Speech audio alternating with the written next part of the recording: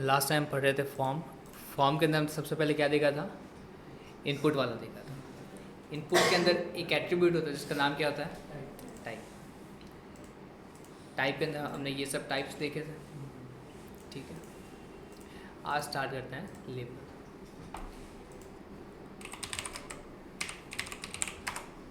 Label means क्या होता है कि कोई भी आपका इनपुट टैग है या कोई भी टैग है उसको आपको लेबल करना है। तो आप क्या यूज़ करोगे, लेबल टैग यूज़ करोगे। आपने इसके अंदर लिखा input type equals to, let's say मेरे को पासवर्ड बनाना, तो मैं टाइप में क्या लिखूँगा, पासवर्ड, ठीक है। और मैंने इसका दिया नेम प्रॉपर्टी।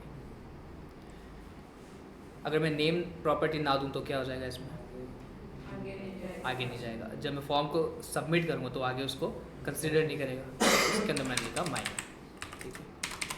अब मैंने इसको रन किया,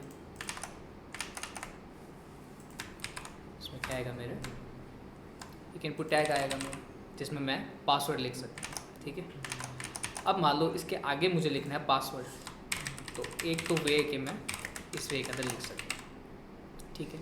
पर अब ये सिर्फ हमने एक टेक्स्ट लिखा है, ये जो इनपुट टैग है इसका क्या है, लेबल क्रिएट नहीं हुआ। अब मैं ये चाह रहा हूँ कि ये जो इनपुट टैग है इसका एक लेबल क्रिएट हो, ठीक है। जब भी मैं इसके ऊपर क्लिक कर रहा हूँ, ये जो मेरा इनपुट टैग ये एक्टिव नहीं हो रहा है। एक्टिव मीन्स इस वे के अंदर एक्टिव नहीं हो रहा। अब मैं चाह रहा हूँ कि जब भी मैं पासवर्ड के ऊपर क्लिक करूँ, ये जो मेरा इनपुट टैग है क्या हो जाए, एक्टिव हो जाए। तो अब मैं क्या करूँगा, इंस्टेड ऑफ यहाँ लिख के मैं बनाऊँगा लेबल। मतलब कि मैं ये कह रहा हूँ कि ये जो इनपुट टैग है इसका आप एक लेबल क्रिएट कर दो। तो मैं यहाँ पर क्या लिख दूँगा, पासवर्ड लिख दूँगा। अब ये कैसे डिफाइन होगा कि ये जो लेबल है ये इसी इनपुट टैग के लिए है। तो इसके अंदर आपको क्या देना पड़ेगा, आईडी। मैंने लिखा कि नेम, मैंने इसके अंदर आईडी दी। और इसके अंदर मेरे को एट्रीब्यूट कौन सा देना पड़ेगा, फॉर, कि आप ये जो बना रहे हो लेबल ये किस इनपुट टैग के लिए बना रहे हो। तो हमने इसके अंदर लिखा कि जिसकी आईडी नेम है उसके लिए हम ये लेबल क्रिएट कर रहे हैं। अब हम यहाँ पर गए, अब जब भी हम पासवर्ड के ऊपर क्लिक करेंगे तो क्या हो जाएगा, ये एक्टिव हो जाएगा, ठीक है। हमने एक और इनपुट टैग बनाया जिसका टाइप हमने क्या रखा, मैं लिखा नेम, टेक्स्ट। और नेम के अंदर मैंने क्या लिखा, इसमें लिखा यूजर, ठीक है।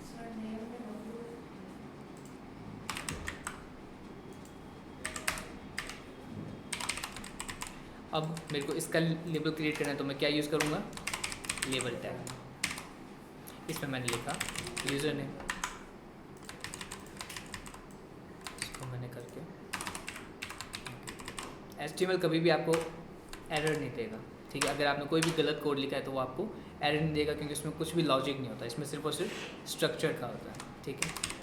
हमने बनाया बटन, हमने लिखा सबमिट। फिलहाल ये इस वे के अंदर दिख रहा है। अब ये जो हमने लेबल बनाया है ये कौन सा इनपुट टैग के लिए है, इसको डिफाइन करने के लिए हमको इसमें क्या देना पड़ेगा, आईडी। हमने लिखा इसमें यूज़र नेम, और इसके अंदर हमने क्या दिया, फॉर। हमें ये डिफाइन करना पड़ेगा कि ये जो लेबल है किसके लिए, फॉर विच एलिमेंट के लिए, उसके लिए हमें क्या देना पड़ेगा, फॉर देना पड़ेगा। तो ये जो आपका फॉर के अंदर जो लिखा है आपने और इनपुट टैग के अंदर जो आपने आईडी दी है दोनों सेम होनी चाहिए। तो अब जब भी हम पासवर्ड के ऊपर क्लिक करेंगे तो ये एक्टिव हो जाएगा, इसके ऊपर क्लिक करेंगे तो ये एक्टिव हो जाएगा। इसके अंदर हमने कुछ भी दिया, इसके अंदर हमने कुछ भी दिया। तो ये जब हम सबमिट करेंगे तो हमारा फॉर्म जो है वो क्या हो जाएगा, सबमिट हो जाएगा। अब लेट्स से मैं इसकी नेम प्रॉपर्टी नहीं देता हूँ और इसकी भी नेम प्रॉपर्टी नहीं देता हूँ, तो इसमें क्या आएगा डिफरेंस। आप फॉर्म जो इनपुट टैग उसमें लिख सकते हो, फॉर्म को सबमिट भी कर सकते हो, पर फॉर्म आगे नहीं जाएगा। इसका एग्जांपल देखते हैं। आपने इसके अंदर लिखा और आपने इसको रीलोड किया। अब आपने कुछ भी जब किया तो क्या हुआ, ब्लैंक क्वेरी स्ट्रिंग बनी, ठीक है। मतलब कि अगर जब भी आप नेम प्रॉपर्टी नहीं दोगे तो वो जो आपका एलिमेंट है वो आगे नहीं जाएगा। ठीक है। तो नेम प्रॉपर्टी देना मैंडेटरी है। जब भी आप कुछ भी दोगे तो आपको क्वेरी स्ट्रिंग के अंदर की वैल्यू पेयर्स के अंदर मिलेगा। आपकी की क्या बनेगी, जो आपका क्या है नेम प्रॉपर्टी, और वैल्यू क्या है जो आपने इनपुट में दिया है, ठीक है। तो ये था आपका लेबल। नेक्स्ट देखते हैं हम सेलेक्ट। ये वाला आया समझ में, लेबल वाला, कि लेबल का काम क्या है, कोई भी टैग को, कोई भी एलिमेंट को लेबल करने का काम है, ठीक है। हम चूज़ करते हैं सेलेक्ट।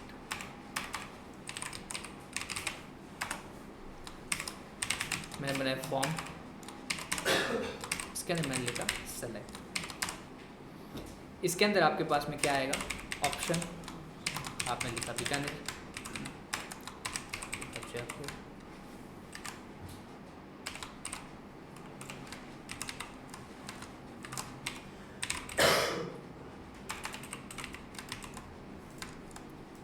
और इसके ऊपर गए। अब आपके पास में कैसा आएगा इसके यूआई,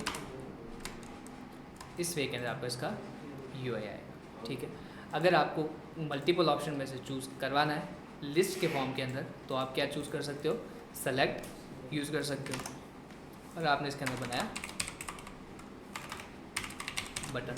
बटन क्या करेगा, फॉर्म को सबमिट करेगा। तो आपने यहाँ पे चूज़ किया जयपुर और आपने लिखा यहाँ पर सबमिट। अब क्या होगा, अगर मैं सबमिट को क्लिक करूँ तो ये ब्लैंक आएगा। क्यों आएगा, हमने नेम प्रॉपर्टी नहीं दी। हम यहाँ पर नेम दे देते हैं सिटी। अब हमने क्या किया, इसको चूज़ किया और हमने किया सबमिट। की क्या बनी है हमारी, सिटी, और वैल्यू क्या बनी है, जयपुर, ठीक है। अगर मैं यहाँ पर जोधपुर चूज़ करता हूँ तो क्या आएगा, सिटी जोधपुर।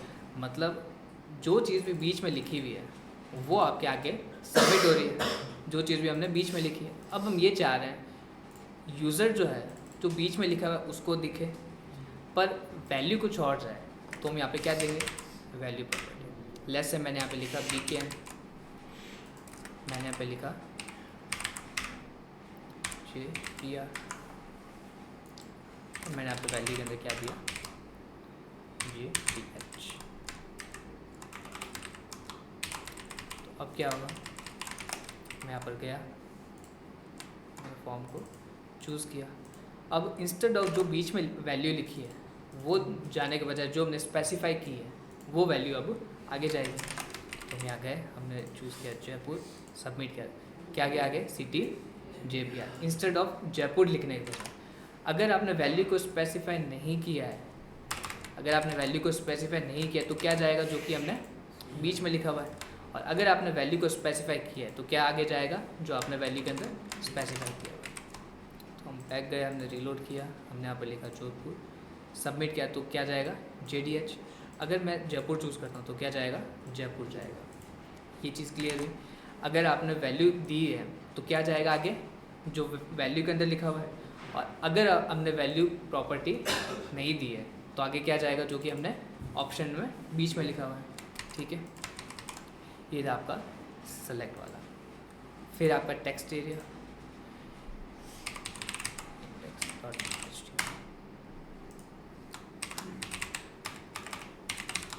फॉर्म के दो एट्रीब्यूट्स कौन से होते हैं, यहाँ पे कौन से दो एट्रीब्यूट्स हमने लास्ट टाइम पढ़ा था, हाँ नहीं, एट्रीब्यूट्स, एक था एक्शन, दूसरा था मेथड। मेथड कितने टाइप्स के हो जाएंगे, दो टाइप के। कौन से, अगर मैं यहाँ पे कुछ भी ना दूँ तो कौन सा मेथड है वो, गेट वाला है। और अगर मुझे पोस्ट लिखना है तो मुझे स्पेसिफाई करना पड़ेगा कि मेरा मेथड कौन सा है, पोस्ट। आपने ये चीज़ पढ़ी होगी पहले, गेट, पोस्ट, पुट, फैच और डिलीट। ये सब क्या है आपके HTTP मेथड्स हैं। ये क्या है आपके HTTP मेथड्स हैं। फॉर्म के दो ही मेथड्स होंगे, कौन से, एक होगा गेट, दूसरा पोस्ट।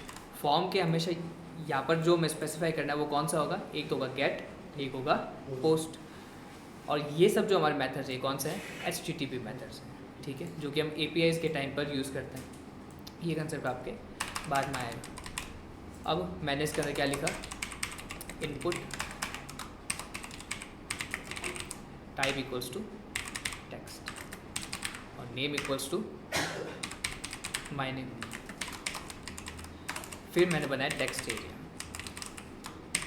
टेक्स्ट एरिया क्या होगा, ओपन भी होगा और क्या होगा, क्लोज भी होगा।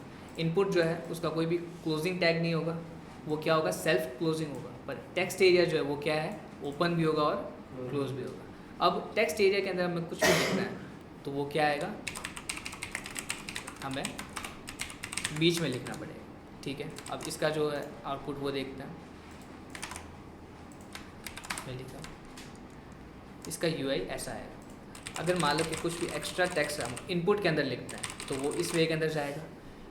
अगर मान लो मेरा जो पैराग्राफ है वो साइज़ के अंदर पड़ा है, मतलब उसके जो नंबर ऑफ़ कैरेक्टर्स है वो क्या है, ज़्यादा है, तो मैं उसको इसमें लिख दूंगा, टेक्स्ट एरिया के अंदर लिख दूंगा, जिसका साइज़ क्या हो सकता है, इंक्रीज़ हो सकता है।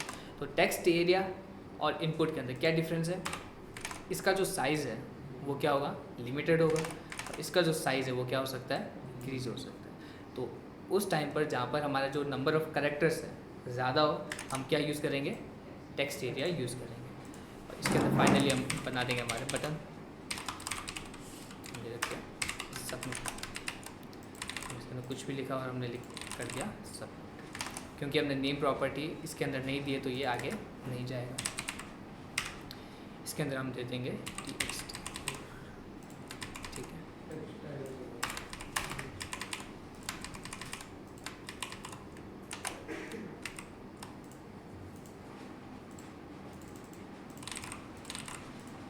हमारा माय नेम के अंदर क्या आ जाएगा, जो वैल्यू हमने भेजी है, और txt के अंदर क्या आ जाएगा, जो हमने टेक्स्ट एरिया के अंदर भेजा है, ठीक है।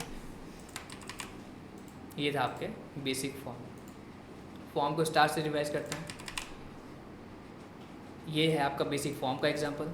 फॉर्म के दो एट्रीब्यूट्स होते हैं, कौन सा, मेथड और एक्शन। मेथड जो है वो गेट है, जो कि बाय डिफ़ॉल्ट गेट ही होता है, और दूसरा है आपका पोस्ट।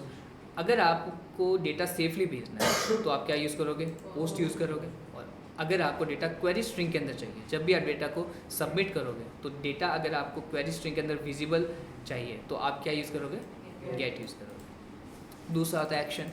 एक्शन क्या कहता है कि जब भी आपका फॉर्म सबमिट होगा तब आपका फॉर्म जो है डेटा कहाँ लेके जाना चाहिए, कहाँ पर रीडायरेक्ट होना चाहिए। अगर आपने एक्शन नहीं स्पेसिफाई किया तो एक्शन क्या हो जाएगा, सेम पेज हो जाएगा। और अगर आपने एक्शन को स्पेसिफाई किया है कि जब भी आपका फॉर्म क्या हो, सबमिट हो, तो कौन से पेज के ऊपर डेटा को लेके जाना चाहिए, तो वो आप किस में स्पेसिफाई कर दोगे, एक्शन के अंदर स्पेसिफाई कर दोगे, ठीक है। ये होती है आपकी क्वेरी स्ट्रिंग। जो भी क्वेश्चन मार्क के बाद में स्टार्ट होती है उसको हम क्या कहेंगे, क्वेरी स्ट्रिंग, जिसके अंदर आपके पास में क्या होगा, एक होगी की, दूसरी होगी वैल्यू। तो क्वेरी स्ट्रिंग में क्या हो जाएगा, की वैल्यू पेयर्स होंगे, ठीक है। इसके अंदर फर्स्ट हमने देखा था इनपुट। ये आपका बेसिक इनपुट का एग्जांपल, जिसमें आपके type, name, value, required, place holder और भी बहुत सी चीज़ें इसमें आ सकती हैं। और फिर आपका बटन, ठीक है। फिर इसके टाइप्स हमने देखे थे। टाइप्स इसके कितने टाइप के थे, टोटल 22 टाइप के इसके टाइप्स थे, ठीक है। इनपुट था। फिर आपने देखा लेबल। लेबल का क्या काम है, कोई भी आपका एलिमेंट हो उसकी लेबलिंग करना, ठीक है। अगर मैं चाह रहा हूँ कि उस वाले वर्ड के ऊपर मैं अगर क्लिक करूँ, उस टेक्स्ट के ऊपर अगर मैं क्लिक करूँ तो वो एलिमेंट क्या हो जाए, एक्टिव हो जाए, तो मैं क्या यूज़ करूँगा, लेबल यूज़ करूँगा। आईडी और फॉर दोनों क्या होने चाहिए, सेम होने चाहिए, तभी ये वाला लेबल पहचानेगा कि मैं इस वाले एलिमेंट के लिए क्रिएट हुआ, ठीक है। ये था आपका लेबल। फिर आपका सेलेक्ट।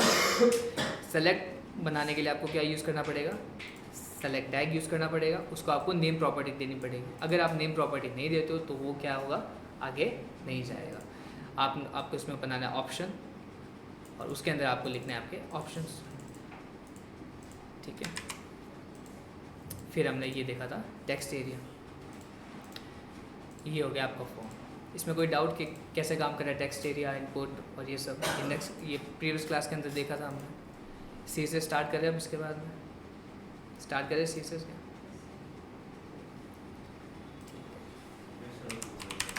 हाँ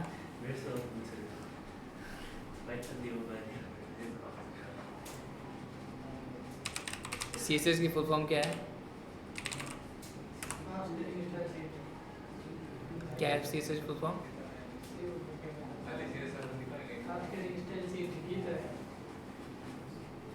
वो सही कह रहे हैं। CSS की फुल फॉर्म क्या है? Cascading style. HTML की फर्स्ट क्लास में हमने क्या देखा था? HTML किस लिए यूज़ में आता है? लॉजिक के लिए काम में आता है। किस लिए काम में आता है? पेज के स्ट्रक्चर के लिए काम में आता है। अब आपने पेज के स्ट्रक्चर को क्रिएट कर लिया, अब आपको उसको क्या करना है? स्टाइल करना है। ठीक है, तो आप क्या यूज़ करोगे? स्टाइल CSS यूज़ करोगे। ठीक है, इसका एक एग्जांपल देखते हैं। लेट्स से मैंने बनाया p टैग, मैंने इसमें लिखा हेलो वर्ल्ड। मुझे इसको स्टाइल देना है, तो उसका क्या एग्जांपल होगा? हाँ नहीं, ये HTML की फाइल है, उसके अंदर हम CSS का लिख रहे हैं ना। मैंने इसमें लिखा स्टाइल एट्रीब्यूट, जिसके अंदर मैंने लिखा इसका जो कलर है वो आप क्या कर दो? रेड कर दो। ठीक है, तो ये जो पार्ट है ये किसका पार्ट है? CSS का पार्ट है। और इसको हम किसके अंदर एम्बेड करके लिख रहे हैं? HTML के अंदर। मैंने कॉपी पाथ किया, मैंने इसको रन किया, तो हेलो वर्ल्ड किस में आ रहा है? मेरे रेड कलर के अंदर लिखा हुआ आ रहा है। ठीक है, लेसन मैंने इसमें लिखा फॉन्ट स्टाइल आप कर दो इटैलिक, क्या कर देगा? इटैलिक वे में चेंज कर देगा। तो जो हमने p टैग में लिखा, ये जो इस यहाँ तक हमने लिखा, ये क्या था हमारा? किसका पार्ट था? HTML का। और ये जो हमने स्टाइल दिया है, ये किसका पार्ट है? हमारे CSS का पार्ट। ठीक है, अब CSS कितने टाइप्स की होती है? कितने टाइप्स की होती है CSS? कितने टाइप्स की होती है CSS? कौन कौन सी होती है? आप बताओ कितने टाइप की होती है CSS?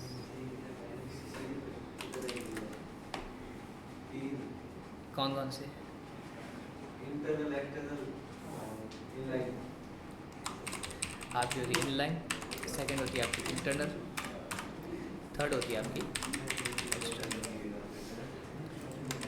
इनलाइन क्या होता है? व्हेन यू वांट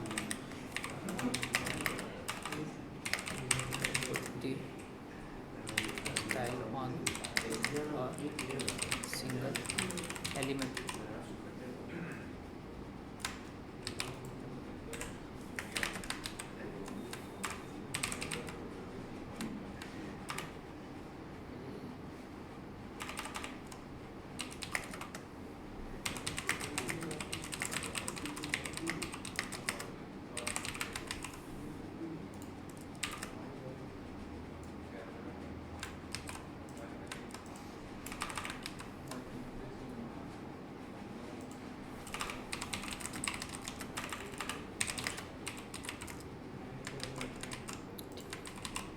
सबसे पहले हम देखते हैं इनलाइन CSS को। ये जो मैंने लिखी ये कौन सी इंटरनल है, एक्सटर्नल या इनलाइन है? ये इनलाइन है। इनलाइन है या इंटरनल है? ये वाली इनलाइन इनलाइन है। मतलब जो भी आपकी HTML की लाइन है उसी में जब आप CSS को एम्बेड करते हो तो उसे हम क्या कहते हैं? Inline. When we want to put the style on a single element, अगर मैं ये वाली स्टाइल लगा रहा हूँ तो क्या होगा? सिर्फ और सिर्फ इस p टैग के ऊपर ही चेंजेस आएंगे। ठीक है, तो मैंने इसके अंदर स्टाइल ऐड किया, तो ये किसका एग्जांपल था? मेरे इनलाइन का एग्जांपल था। तो फर्स्ट हम इसके अंदर लिख देंगे इनलाइन डॉट HTML, इसके अंदर हमने ये लिखा। सेकेंड हम करते हैं इंटरनल डॉट HTML। ठीक है, इंटरनल क्या कहता है? When we want to put the style on one or more elements in a file. मतलब अगर आपको जितने भी p टैग्स हैं उन सब के ऊपर, जितने भी h1 टैग्स हैं उनके ऊपर, अगर आपको एक सिंगल फाइल के अंदर स्टाइल को पुट करना है तो आप क्या यूज़ करोगे? इंटरनल CSS को आप यूज़ करोगे। Let's say HTML column 5 choose किया और मैंने इसके अंदर लिखा p tags. This is p tag 1 3 और अब मैं ये चाह रहा हूँ कि जितने भी 5 पी टैग्स हैं सबके ऊपर क्या हो जाए, इनका जो कलर है वो ब्लू में चेंज हो जाए। अगर मैं इनलाइन चूज़ करता तो मेरे को क्या करना पड़ता, हर एक जो पी टैग है उसके अंदर जाके ये चीज़ लिखनी पड़ती। लेस से मेरे पास में 100 पी टैग्स है तो हर एक जो पी टैग है उसमें जाके मुझे एक एक के अंदर चेंज करना पड़ता। अब मैं ये चाह रहा हूँ कि मेरी फाइल के अंदर जितने भी पी टैग्स हैं उन सब का जो कलर है वो क्या हो जाए, ब्लू हो जाए। ठीक है, तो मैं यहाँ पे क्या करूँगा, यहाँ पे चूज़ करूँगा स्टाइल टैग। स्टाइल टैग में क्या लिखूँगा कि जितने भी पी टैग हैं उनका जो कलर है वो क्या हो जाए, ब्लू हो जाए। तो ये मेरी क्या थी, इंटरनल सीएसएस। इनलाइन सीएसएस क्या हो जाएगी, आपकी जो लाइन है उसके अंदर जाकर आपने हर एक पर्टिकुलर सिंगल एलिमेंट के ऊपर आपने सीएसएस को अप्लाई किया। इंटरनल क्या हो जाएगा, आपके पूरी फाइल के ऊपर आपने जो सीएसएस है उसको अप्लाई किया। यहाँ पर हमने क्या कहा कि जितने भी पी टैग्स हैं उनका जो कलर है वो क्या कर दो, तो जितने भी आपके पास में पी टैग्स होंगे उनका जो कलर होगा वो क्या हो जाएगा, ब्लू हो जाएगा। जैसे हमने एक डिव टैग भी बनाया, लिखा this is div tag. Internal को हमने कॉपी बात किया और अब क्या होगा, जितने भी आपके पास में पी टैग है उनका क्या हो जाएगा, कलर ब्लू हो जाएगा और जो भी डिव टैग है उसका कलर चेंज नहीं होगा। लेट्स से मैं यहाँ पर गया, मैंने यहाँ पर एक और चीज़ लिखी कि जो भी डिव टैग है उसका जो कलर है वो आप क्या कर दो, रेड कर दो। तो क्या होगा, जो भी डिव टैग है उनका जो कलर है वो क्या हो जाएगा, रेड हो जाएगा। तो ये इंटरनल के अंदर आ जाएगा, है ना। तो अगर मैं हर एक टैग के अंदर जाकर स्टाइल वाला एट्रीब्यूट लिखता, ठीक है, तो वो क्या होता मेरा इनलाइन। और अगर मैं स्टाइल टैग के अंदर, हेड टैग के अंदर जो स्टाइल टैग है उसके अंदर मैं मेरी सीएसएस को लिख रहा हूँ तो वो क्या हो जाएगा, इंटरनल सीएसएस हो जाएगा। ठीक है, अब हमने यहाँ पर पी टैग लिखा, पी टैग के अलावा हम और भी बहुत सी चीज़ें लिख सकते हैं। ठीक है, तो यहाँ पर हम पढ़ते हैं इंटरनल के अंदर टाइप्स ऑफ सेलेक्टर्स। कितने टाइप के होते हैं सेलेक्टर्स, पहला हमने देखा tag name. Tag name means जो हमने पी टैग यूज़ किया, डिव टैग यूज़ किया, ये क्या है हमारा टैग नेम। दूसरा है हमारे पास में हाँ आईडी और आईडी क्लास, और क्लास 1 है हमारे पास में स्टार। स्टार मीन्स होता है ऑल एलिमेंट्स। अगर हमें ऐसी कोई सीएसएस है जो हर एक एलिमेंट पे लगानी, मतलब पी टैग है, एच टैग है, डिव टैग है, सबके ऊपर लगानी, तो हम क्या यूज़ करेंगे, स्टार यूज़ करेंगे। लेट्स से मैंने यहाँ पर इंस्टेड ऑफ ये लिख के पी की जगह मैंने क्या लिख दिया, स्टार लिख दिया। तो अब क्या होगा, जो भी एलिमेंट्स है उसके ऊपर ये सीएसएस अप्लाई हो जाएगी। तो ये भी ब्लू हो गया और ये भी ब्लू हो गया। ठीक है, फिर हम देखते हैं इसके अंदर आईडी और क्लास। आईडी के बारे में जानते हैं, डिफरेंस क्या है आईडी और क्लास के अंदर। दोनों एट्रीब्यूट्स है कोई भी एलिमेंट के, हम आईडी भी दे सकते हैं, जेएस के अंदर हम आईडी देते हैं, क्लास भी देते हैं। तो क्या डिफरेंस है आईडी और क्लास के अंदर, तुम बताओ, आईडी और क्लास में क्या डिफरेंस है। हाँ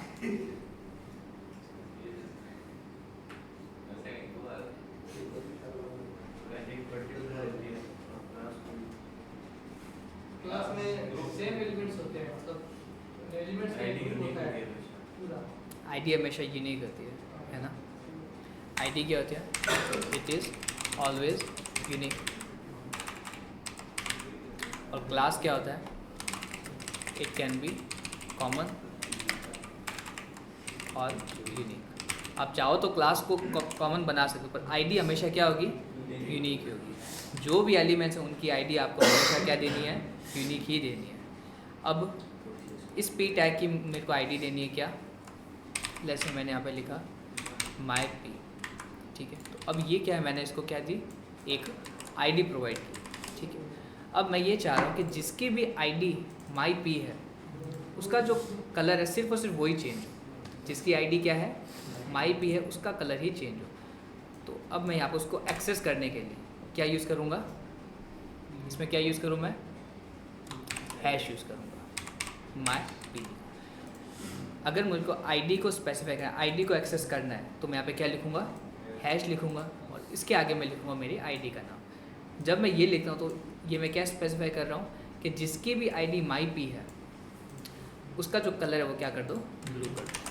तो हम यहाँ गए तो किसका चेंज हुआ, सिर्फ और सिर्फ फर्स्ट वाले पी टैग का हुआ। क्यों हुआ, क्योंकि यहाँ पर हमने क्या कहा है कि जिसकी भी आईडी माई पी है उसके ऊपर आप ये CSS लगा दो। यहाँ पर हमने कहा फॉन्ट स्टाइल आप कर दो इसके अंदर इटैलिक। तो क्या होगा, जिसकी भी आईडी माई पी है सिर्फ और सिर्फ उसके अंदर ही चेंज हुआ। ठीक है, क्लास क्या हो सकती है, कॉमन हो सकती है। लेट्स से मैं ये वाला जो पी टैग है उस पर मैंने क्या यूज़ किया, क्लास यूज़ किया और क्लास के अंदर मैंने लिखा let's say my class. Class common हो सकती है, आईडी हमेशा क्या होगी, यूनिक होगी। इसका माई क्लास, तो आईडी जो माई पी है वो सिर्फ और सिर्फ एक इसी एलिमेंट की होगी। क्लास जो है वो इसकी भी हो सकती है और इसके अलावा और भी एलिमेंट्स की हो सकती है।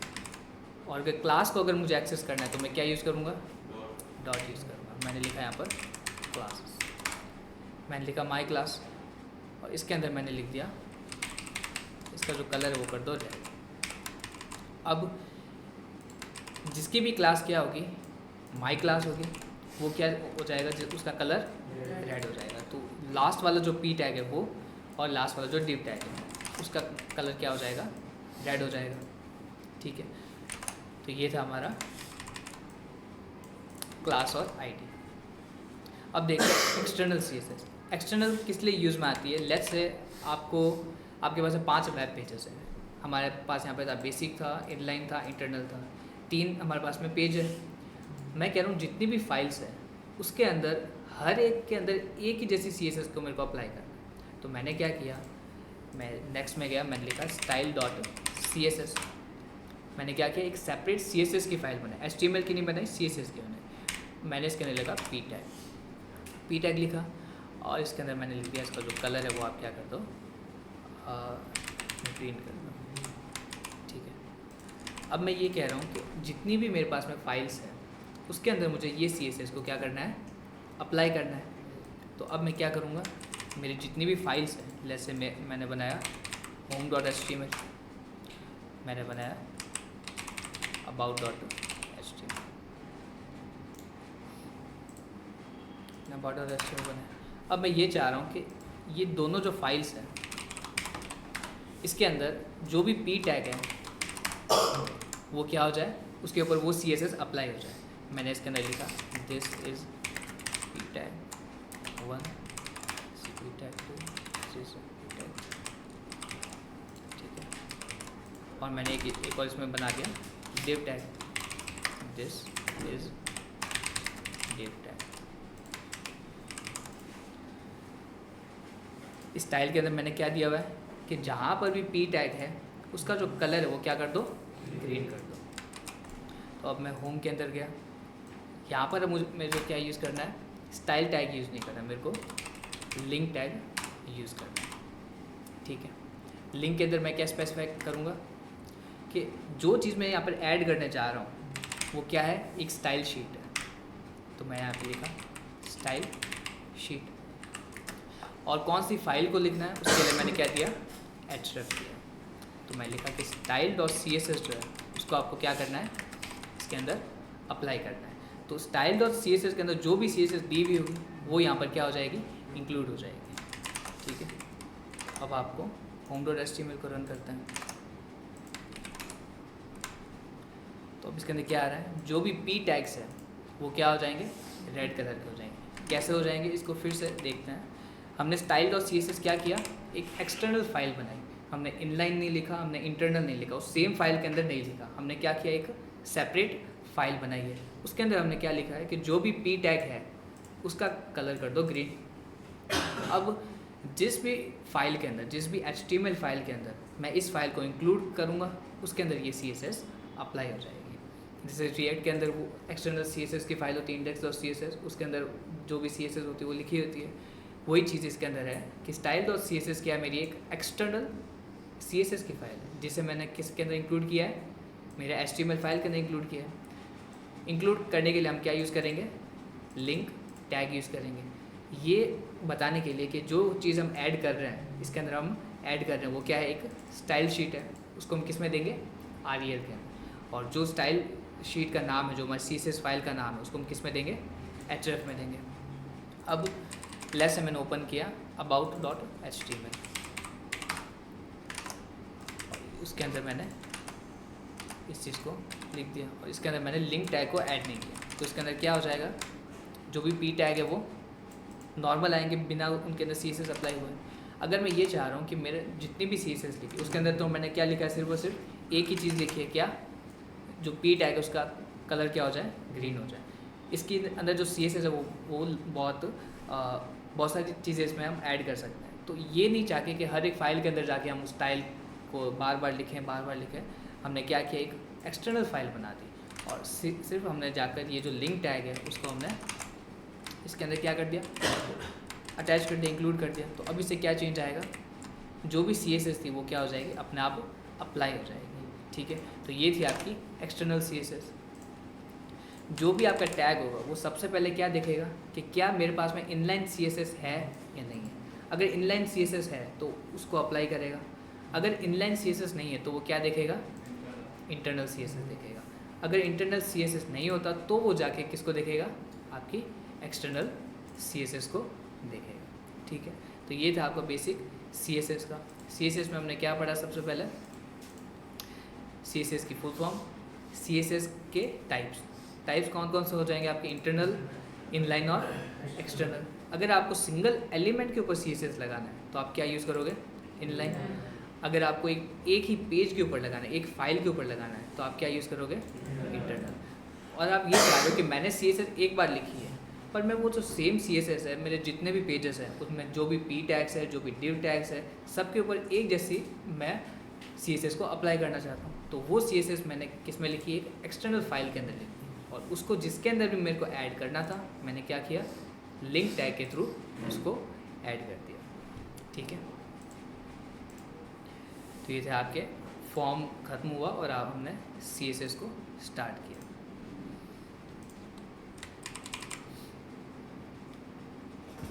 आज CSS और आज इतना ही कर देंगे, बच्चे भी कम है और अभी क्लास भी आई थिंक ज़्यादा होगी तो इस वजह से। ठीक है।